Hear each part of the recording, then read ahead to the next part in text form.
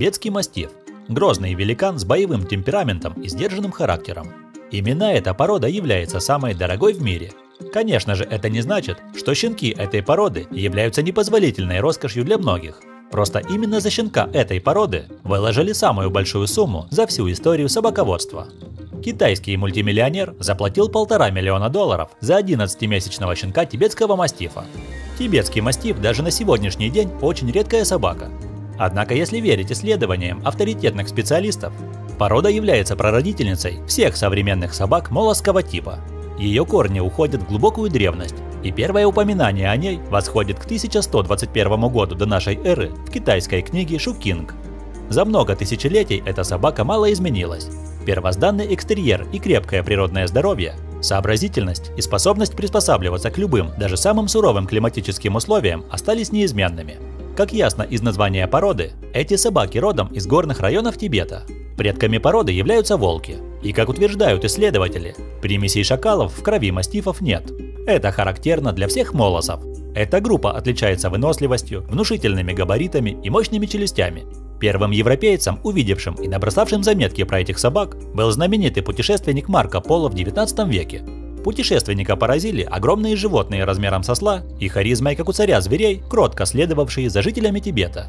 И все же до 19 века история породы тибетского мастифа не содержит каких-либо достоверных сведений. Упоминания об особых тибетских псах, способных защитить своих хозяев от самых свирепых хищников, встречаются в записях и других европейцев, путешествовавших по Тибету в середине 19 века. В 1847 году представитель этой породы достиг берегов Англии. Вице-король Индии лорд Хардинг преподнес щенка тибетского мастифа королеве Виктории в качестве подарка. Известно, что тибетского мастифа пытались разводить в берлинском зоопарке, но по необъяснимым причинам инициатива не увенчалась успехом. Долгое время считалось, что такие собаки могут жить только в суровом климате. Поэтому до 20 века этих удивительных собак можно было встретить только в районе Тибета. Все, кому довелось увидеть этих величественных животных, описывали их добродушный нрав, миролюбивый характер и при этом невероятную уверенность в себе и бдительную настороженность к незнакомцам, но при этом без какой-либо явной агрессии. В наши дни тибетские мастифы появились и в европейских странах, но большой популярностью порода не пользуется. Кинологи стремятся максимально сохранить чистоту крови этих собак, поэтому немногие заводчики решаются заниматься этой породой. Это сказывается и на цене щенков. Они считаются самыми дорогими в мире. Содержать тибетских мастифов сложно. Они требуют тщательного ухода за шерстью. Без ежедневного расчесывания мастиф превратится в гигантский колтун. Характер собак также непростой. Они прирожденные охранники. Довольно угрюмы и настороженно относятся к людям. Без должной дрессировки опытного владельца мастиф может стать неуправляемым. Наконец, собака нуждается в постоянных нагрузках. В квартире ей точно не место. Эта порода, как и кавказская овчарка, нуждается в больших территориях для патрулирования. Ей важно чувствовать ответственность за доверенную ей территорию и бдительно нести службу. Хорошее здоровье, великолепный иммунитет и густая шерсть – все это прекрасно подходит для того, чтобы содержать тибетского мастифа в суровом северном климате.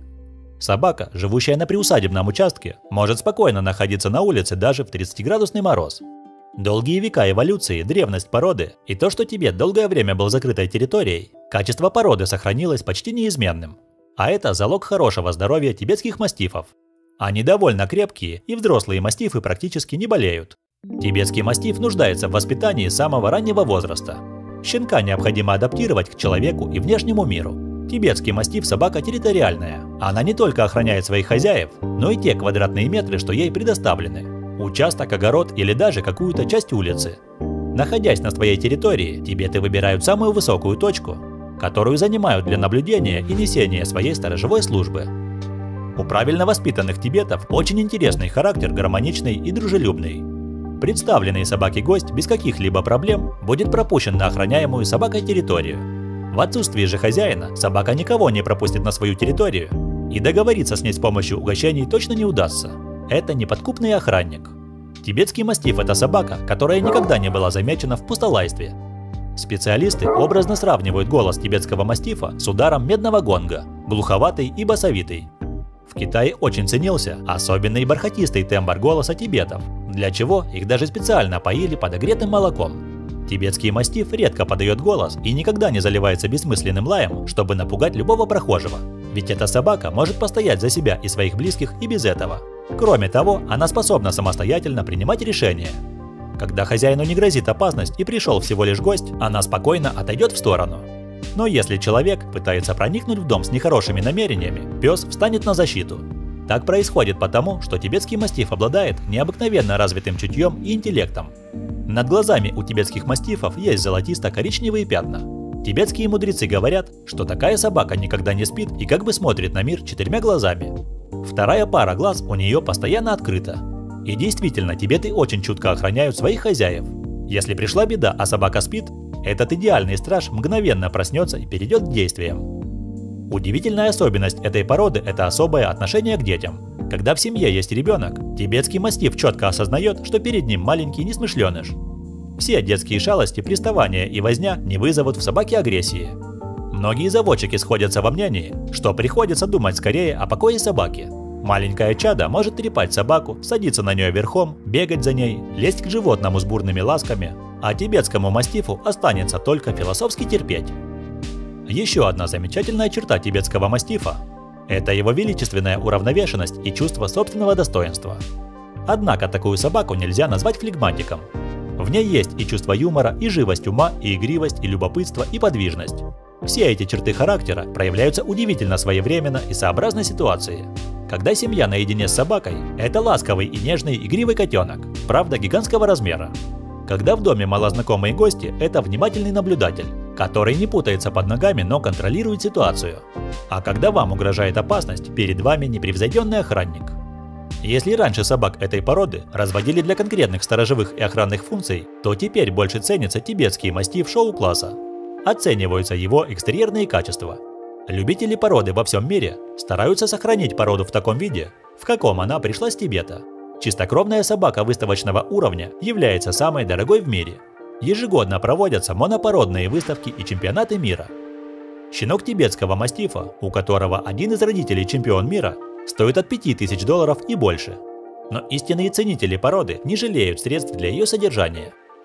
Встретить тибетского мастифа на обычной собачьей выставке, даже международного масштаба, редкая удача.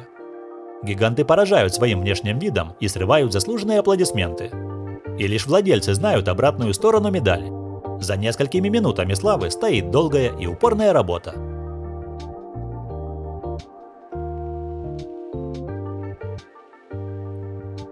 Друзья, спасибо, что досмотрели до конца. Ваша поддержка в виде лайков очень важна для нас. Так что самое время нажать эту кнопку. Также пишите в комментариях, какая порода у вас, какие породы нравятся больше всего и о каких породах вы хотите увидеть новые выпуски.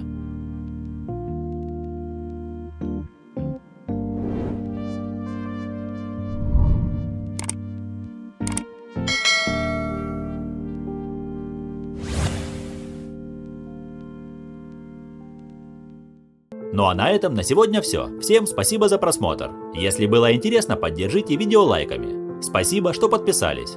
И взгляните, что мы еще подготовили для вас.